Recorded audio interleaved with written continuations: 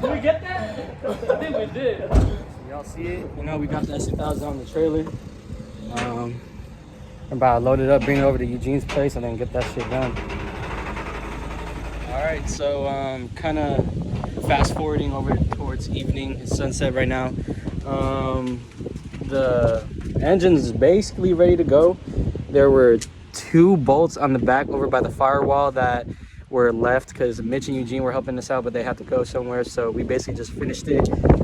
We basically have to like just lower the engine enough to where we had enough space over there.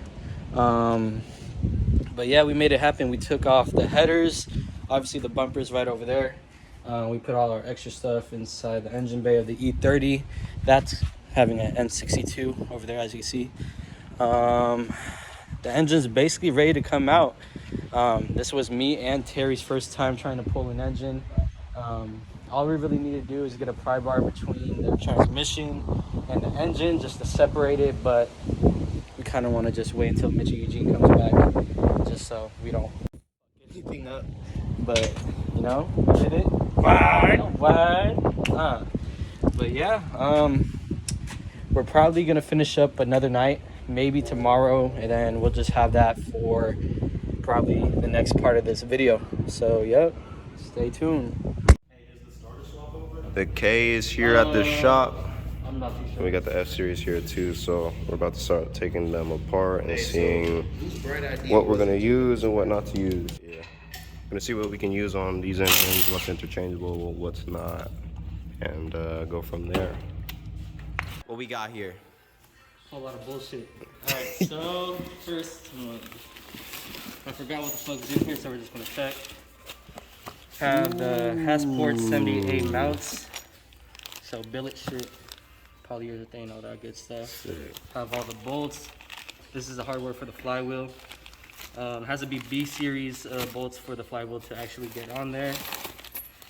That's enough for that. Okay. This, oh, it was whatever was in that shit. Here we have the Clutch Masters K2F flywheel. So this is what we need to basically make the two make together. Sand. Sir. So that's what's gonna go on there as well. And then we got. And here's the adapter plate. This shit's light as fuck. Maybe like no more than 5 pounds. Yeah, I wouldn't doubt it. So yeah, this is everything that we need to basically have the K24 mounted onto the S2000 transmission and have everything work together. But we're gonna hold off on doing that because we still need to get the Type S oil pump. We need to get the 50-degree BTC cam gear. And we're probably gonna do a little bit more work on the head, just, you know, preventive maintenance and just to handle more power, so, yeah. Go, Daddy, go. Oh, Yeah, that's your workout for the day. There you go. 1, 2, 3. Yeah. One more time. 1, 2, 3. There you go. You ain't gonna hit me right in my titty. There it is. Damn, that was a queef. Where's the next one? Can titties squeeze? I was just about to ask the same thing. I think titties can squeeze. They got holes in them, right? There you go. Keep going. Push it to the limit. Can you shut the fuck up? Dance Revolution? 3, 2, 1, and go. Okay. Wow. There you go. I hope your piston rings are gone. Well, I'm trying to shake it if it's back to back, but.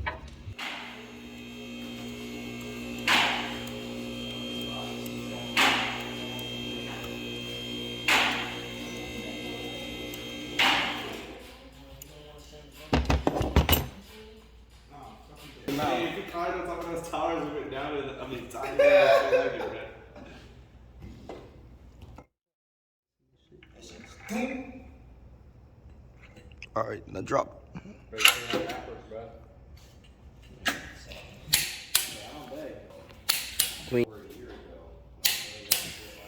Oh, he did. Yeah,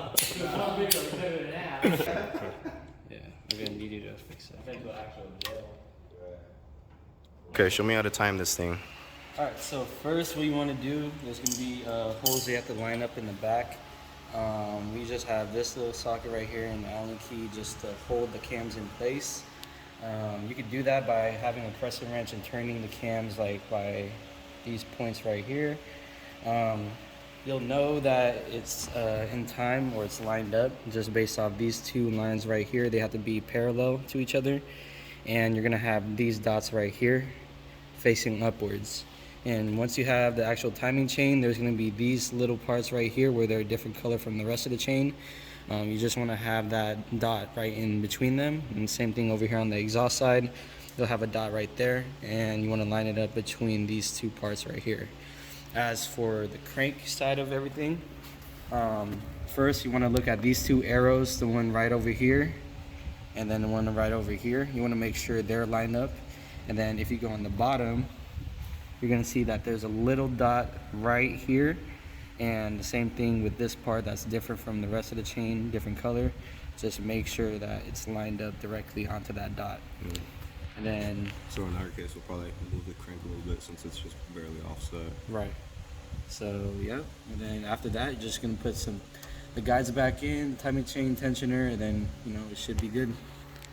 So basically what we're doing now, after putting the engine in time, we're just doing a valve adjustment or just checking the valve for appearances. So the exhaust side is going to be 10 thousandths of an inch to 13 thousandths of an inch.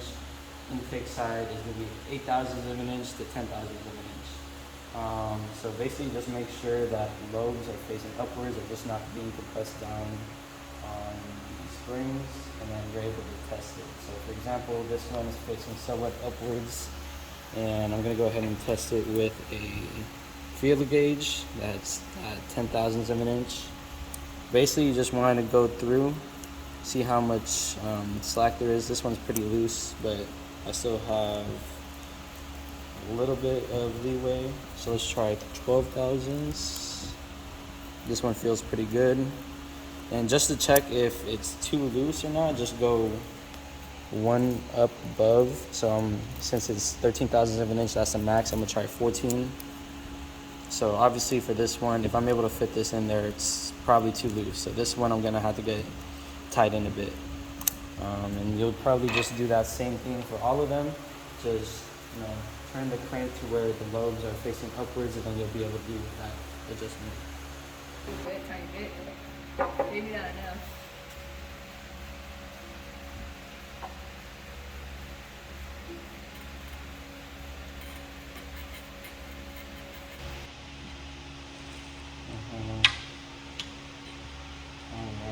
Right there. Just like that. So what we're gonna do today is we're gonna modify the intake manifold. So we're gonna cut this and all this off, and then from here all this has to get cut off too, because there's a fitting that we're putting that's on the intake manifold adapter, so we won't be needing all that. So I'm gonna show you guys how we do that.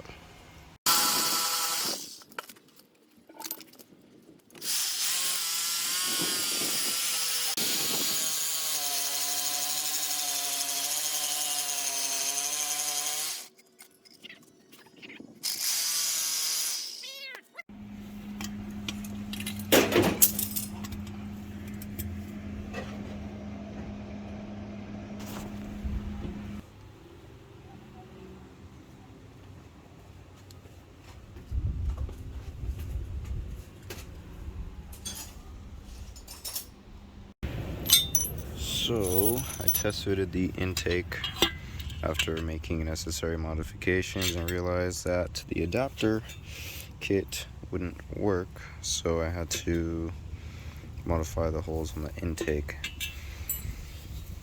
to be able to get it to fit. So I'll show you guys how it looks when I put it on. I think he ended up just cutting some shit instead and then making it happen. That works.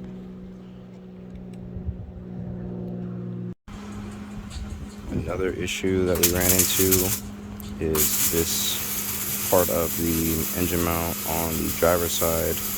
This actually bolts up to where the AC compressor bracket bolts up to, so we're going to cut this piece off since we want to retain AC in the car, and then just use the other 3 bolts to hold it in place. You don't want to help.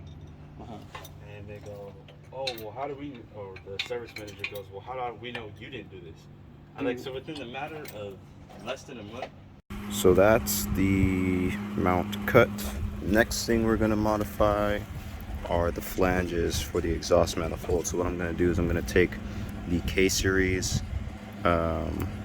exhaust manifold and put it up to the F-series and see how much these two ports need to move outwards, so then we can try and cut as less material off as we can from the flanges to be able to get it to basically fit like how OEM F-series would. So F-series flange is off, K-series flange is off too, so this is basically what we're working with.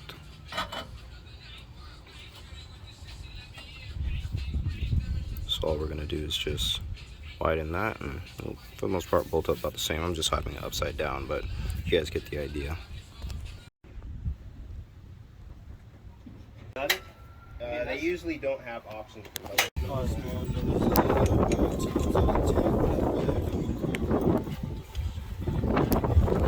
Wait a minute. I got that bag. So right here, this is your world-class turbo. Shut the fuck up.